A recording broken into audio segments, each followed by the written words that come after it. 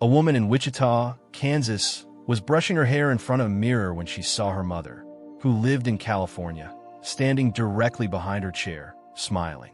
The image was vivid, clear, and felt completely physical. After 30 seconds, it simply faded away. Later that day, the woman learned that her mother had passed away at that exact moment. Was this a trick of the mind? Or was it a fleeting moment where the barrier between our consciousness and reality momentarily thinned? Welcome back to our series on exceptional human experiences. Today, we're going to investigate the phenomenon commonly known as apparitional experiences. In this video, we will explore what these experiences actually are, how they function, and why they serve as a core interest in transpersonal psychology. We will map the entire spectrum of this phenomenon, from crisis-driven telepathic alerts and deathbed visions to the presence of figures in our daily lives. We'll examine why these moments act as catalysts for profound worldview shifts, how they trigger an ontological shock that changes a person forever, and why these events are considered vital stepping stones to psychological and spiritual wholeness. This isn't about proving they exist.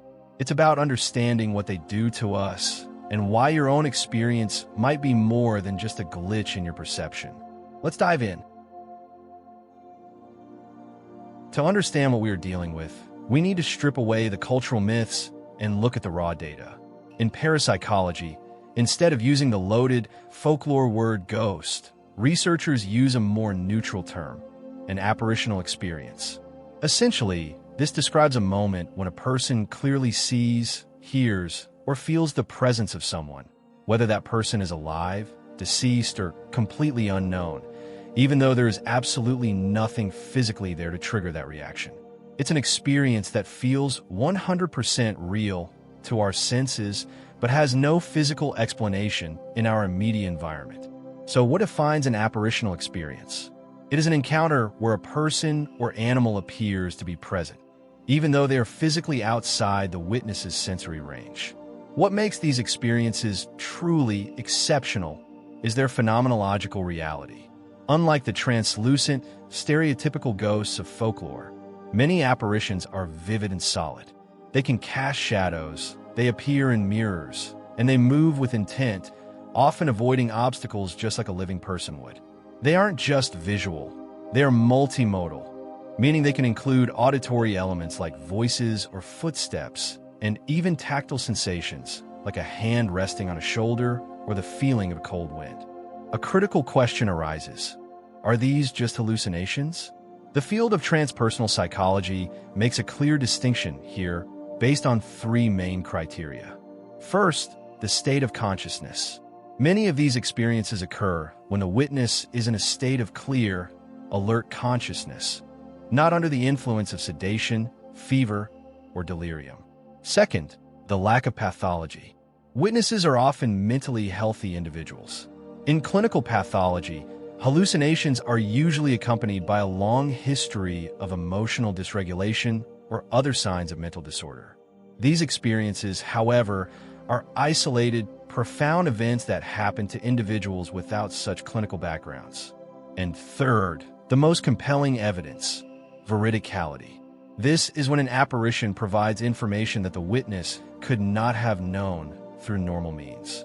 We see this in crisis apparitions, where someone perceives a friend or relative in distress at the exact moment of an accident or death, long before receiving any objective news. The most compelling proof of veridicality comes from cases where the phenomenon uncovers verified, hidden facts that no living person could have known. A classic example is the famous Chaffinwell case. Years after his father's death, a man named James Chaffin began experiencing vivid, solid apparitions of his late father standing by his bedside. In one of these encounters, the apparition spoke, directing James to look inside the pocket of an old overcoat. There, stitched into the lining, the family found a hidden note that led them straight to a secret, legally binding second while hidden between the pages of an old family Bible, completely reshaping their understanding of reality. By defining these as exceptional human experiences, we move past the debate of whether they are real or hallucinations. Instead, We recognize them as a unique way our consciousness interacts with a reality that is far more complex than our everyday perception allows. To truly comprehend the depth of these events, we must look at how they manifest. Parapsychologists and psychical researchers have documented a vast spectrum of apparitions, demonstrating that these experiences are far from identical. They are shaped by timing, location, and the unique state of consciousness of both the witness and the entity perceived. Let's open the archive and break down these distinct classifications. 1. Crisis apparitions. These occur when a witness perceives someone who is currently undergoing a massive trauma, sudden illness, or the exact moment of death elsewhere. They often function as telepathic alerts or deep-seated farewell visits. A classic example is the dining room visit, where a woman and her teenage daughter, who had recently moved to California, walked into their dining room and saw the woman's father. He had been left ill across the country in Washington, D.C. He stood before them, raising his hand in a warm, familiar greeting, and then slowly faded away. Soon after, they received the news that he had passed away at that exact moment. 2. Post-mortem apparitions. These are sightings of individuals who have already passed away, occurring anywhere from a few hours to several years after their death. These figures often appear with a powerful sense of purpose or simply to comfort those left behind, such as the account of Leslie and the infant. A grieving mother woke to find her recently deceased son, Leslie, standing at the foot of her bed. He was holding the hand of his infant son, who had died a year prior. Surrounded by a faint mist, they appeared solid, healthy, and happy before fading away after about 15 seconds, leaving the mother with a profound sense of peace. 3. Deathbed visions. Terminally ill or dying patients frequently report seeing apparitions near the moment of their transition. These figures, usually deceased friends or relatives, frequently appear to be greeting the patient or preparing to lead them into what lies next. Consider Charlie's welcome. A 76-year-old patient who had suffered a heart attack suddenly stretched out her arms and called to her nurse, asking if she could see Charlie, her late husband, who was waiting for her. She described a beautiful place filled with music and flowers before passing away in complete serenity. 4. Haunting apparitions. Unlike other types, haunting apparitions are strictly tied to a specific geographical location where the deceased once lived, worked, or experienced trauma. They often behave in a stereotyped, repetitive manner, almost like a film reel replaying a past event over and over without interacting with the living. This was famously documented in the Morton ghost case, where Rosina Depard and her family repeatedly saw a spectral widow in their home over several years.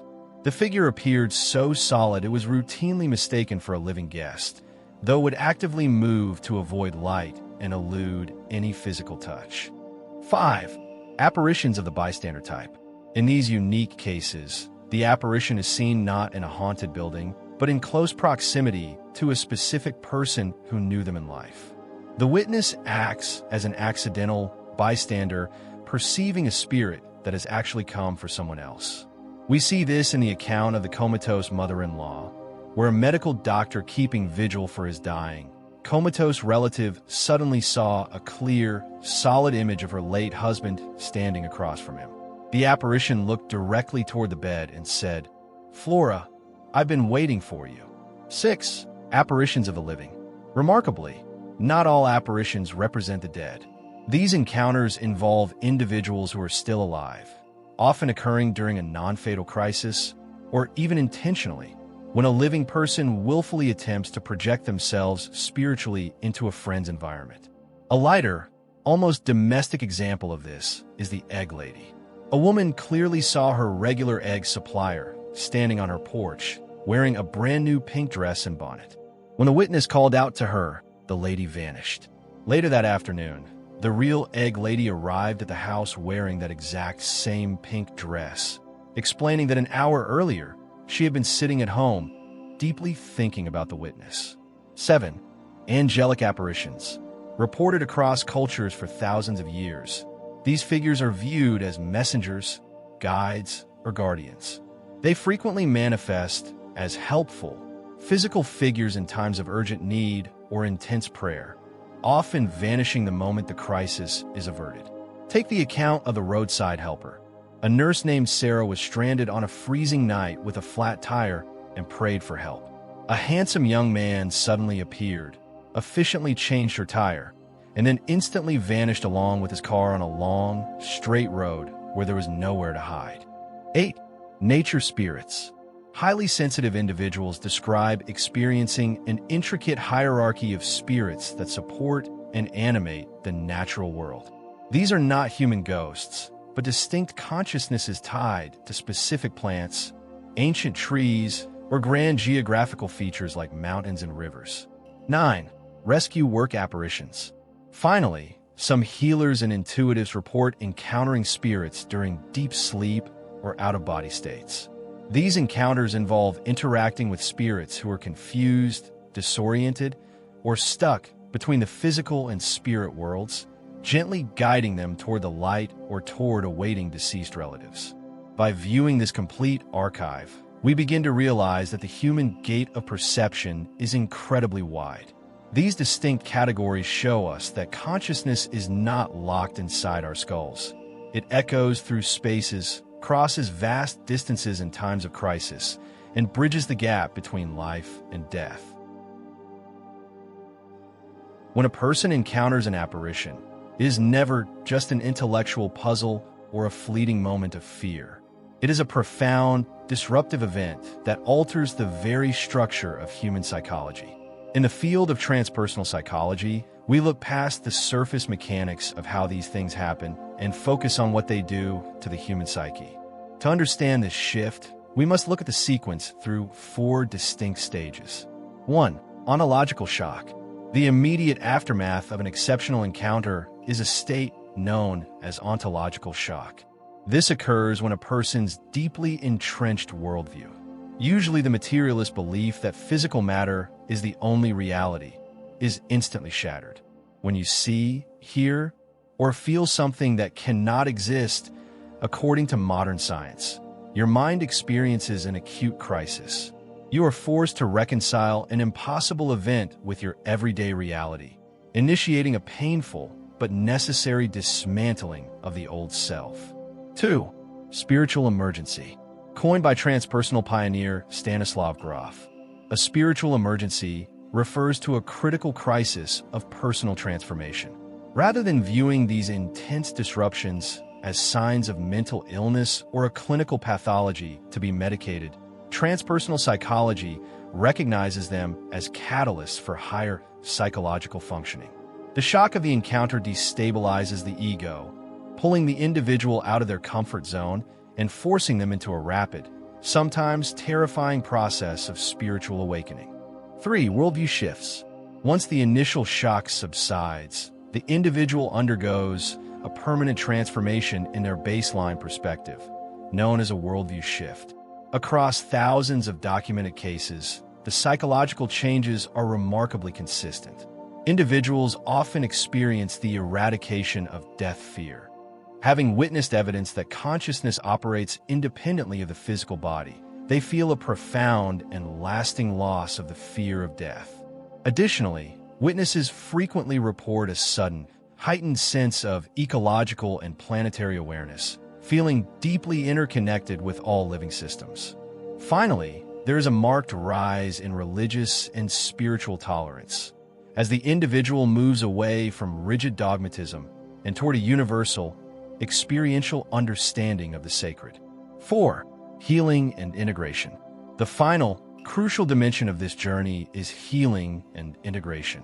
This is particularly evident in after-death communications, ADCs, such as a mother seeing her deceased child or a bystander witnessing a loved one's transition. These experiences possess immense therapeutic power. They allow individuals to process unfinished business, resolve deep-seated, debilitating grief, and receive a profound confirmation of the continuation of life. Integration means the extraordinary is no longer a source of trauma. It becomes a grounded, beautiful cornerstone of a larger, expanded identity. When we look back at the full spectrum of apparitional experiences, from the telepathic warning of a crisis to the quiet comfort of a deathbed vision, a clear pattern emerges. These encounters are not random glitches in our biological hard drive. They are not empty folklore designed to scare us, nor are they symptoms of a failing mind. In the framework of transpersonal psychology, a mystical encounter is a direct invitation from the universe to look beyond the edge of our current perception. It forces us to ask the ultimate question: what if consciousness isn't something our brains produce, but something we are all swimming in? If you have ever experienced something extraordinary, something that modern materialism tells you is impossible, know that you are not alone and nothing is wrong with you. Your experience is a valid, profoundly valuable piece of data. It is an indicator that your consciousness is expanding, breaking through the rigid boundaries of the ego to touch a much larger, interconnected reality. Instead of hiding these moments out of fear or skepticism, we need to bring them into the light. We need to treat them as vital stepping stones in our own personal evolution. Your exceptional experiences are not meant to make you look back in fear. They're meant to push you forward into inquiry. They are a sign that the gate of your perception has cracked open, inviting you to explore the true, limitless architecture of who you really are.